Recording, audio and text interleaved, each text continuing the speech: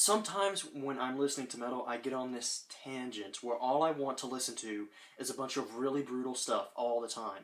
This can last anywhere from one day to several weeks. And one of the bands that I turn to satisfy this craving is Living Sacrifice. Now, Living Sacrifice isn't as brutal as a death metal band like, say, Miseration.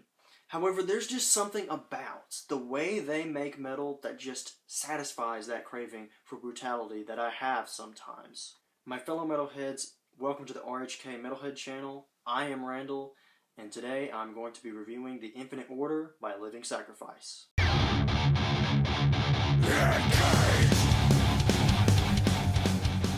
This album is very heavy and very high energy, and that's something that I've always liked about this album ever since I first got it. If you want to listen to some unrelenting heavy music, this is definitely something you're going to want to check out. And this isn't really anything new for Living Sacrifice. Living Sacrifice is a band that's been around since the 90s, and have really been a pioneer in Christian metal. Bands like Demon Hunter, For Today, August Burns Red probably wouldn't even exist without these guys. And their other earlier albums like The Hammering Process and Conceived in Fire are just as brutal.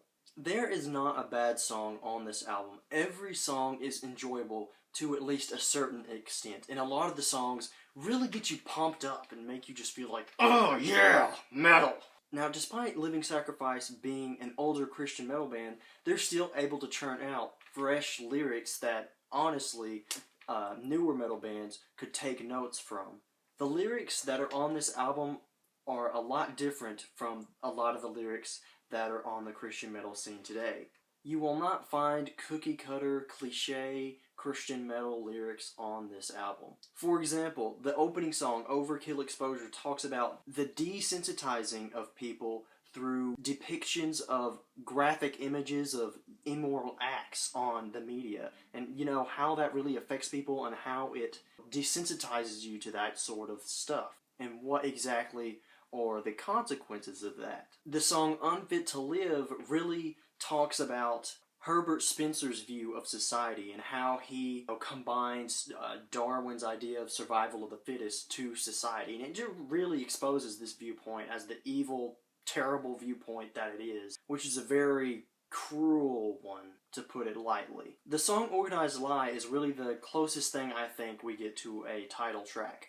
And the song is basically the case for intelligent design through arguing the fine-tuning of the universe and the moral argument. And it points out the denial of atheists who deny that the universe shows signs of being designed or deny that there is any objective standard of morality. And the closing track, Apostasy, questions the reasons why someone would leave the Christian faith.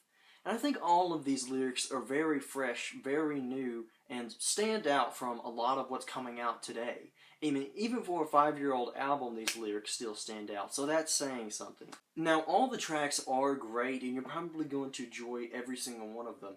However, I think a lot of people would agree with me when I say that by far the standout track on this album is The Rules of Engagement. It's probably one of Living Sacrifice's best songs, and its chorus, I just can't get it out of my head. It's seared into my memory forever. It's a very high energy song that really only gets better every time you listen to it. And let me just stop right here to mention Bruce Fitzhugh's vocals.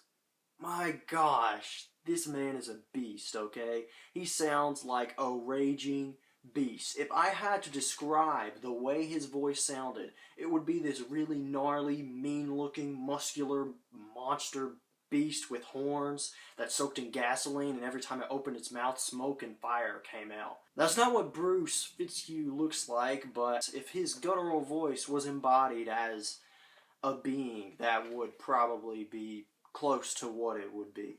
His voice just really adds an extra layer of brutality to the music. Ever since he became the lead vocalist of the band, I feel like it just really improved the bands by a whole lot. Now, if I have any negatives to this album, it is that it feels like it loses some of its momentum in the second half of the album. And I think this is particularly due to the tracks The Reckoning, Love Forgives, and God Is My Home.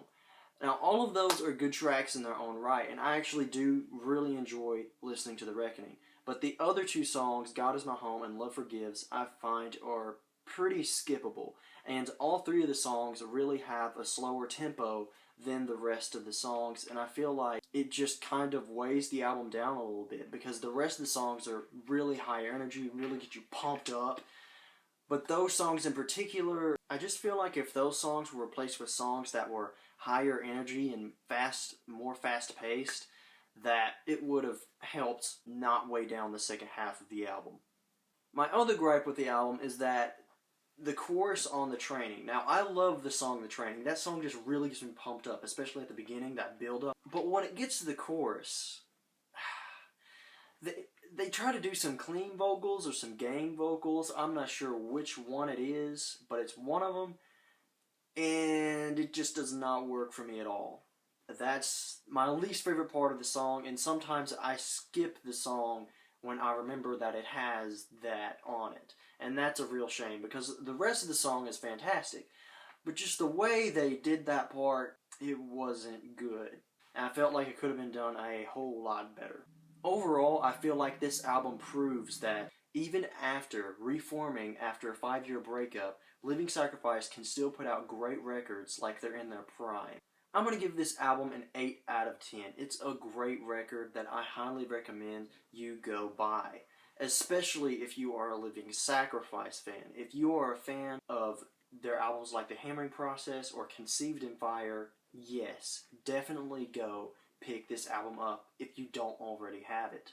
Living Sacrifice is one of the best Christian metal bands still today, and they deserve recognition for the great music that they make. So definitely go pick this album up if you're interested. That's it for this video, you guys. Thanks a whole lot for watching. I really appreciate it. Be sure to subscribe if you like what I do here. And if you feel like it, you can even follow me on Twitter at twitter.com/metalheadrhk. Again, thank you so much for watching. I really appreciate it. And until next time, you guys just keep it metal.